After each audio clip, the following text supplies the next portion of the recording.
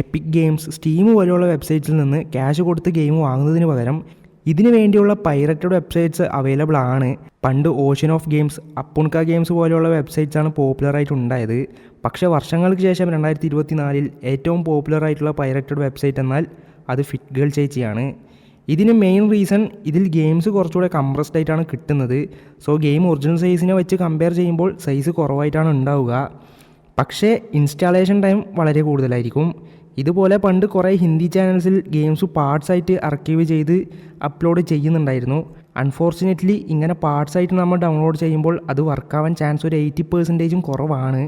കാരണം ഇങ്ങനെ ചെയ്യുന്ന ഈ ഒരു പ്രോസസ്സിൻ്റെ ഇടയിൽ ഗെയിമിൻ്റെ ഫയൽസ് കറപ്റ്റ് ആവാൻ ചാൻസസ് കൂടുതലാണ്.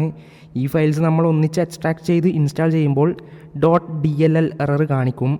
ഇത് കണ്ടിട്ട് നമ്മൾ DLL ഫയൽ ഡൗൺലോഡ് ആക്കി ഇട്ടാൽ ശരിയാവുമെന്ന് വിചാരിച്ച് കുറേ മണിക്കൂറോ അല്ലെങ്കിൽ ദിവസങ്ങളോ ഇതിൻ്റെ പിന്നാലെ നമ്മൾ ചിലവഴിക്കും. പക്ഷേ ഏത് DLL ഇട്ടാലും ഗെയിം വർക്കാവില്ല എന്ന് മനസ്സിലാക്കാൻ ലേറ്റ് ആവും.